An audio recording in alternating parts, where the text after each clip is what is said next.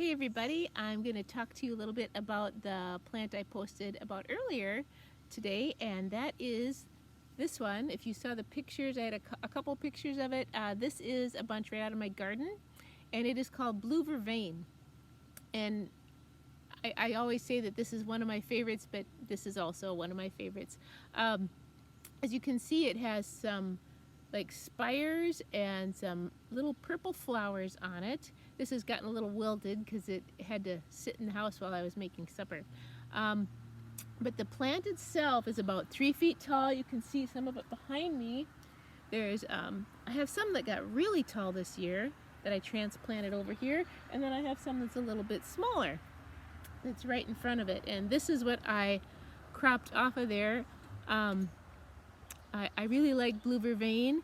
It is a great hormone regulator for women especially, so any hormone issues for females, this is great. It's also good for people who are very tense. If you're like me and someone who has tight shoulders and neck a lot, or you get tension headaches, Blue Vervain is a great remedy for that. This the upper shoulder, that muscular tension, and a lot of us carry our stress up there, and who doesn't have plenty of stress, it seems like. So I like Blue Vervain for that. I use it in a tincture form, as I do most of my things, and this one in particular, you can also put it in a massage oil, which I have not done yet, but I'm going to this year because I have plenty of tincture, so I want to try something different.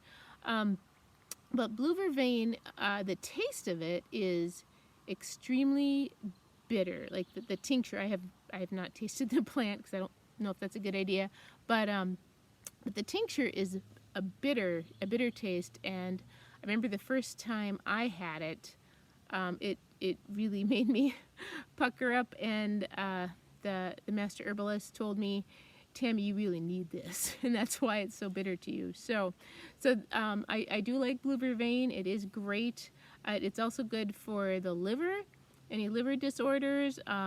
Like I said, I talked about the hormones, so PMS cravings, night sweats, hot flashes.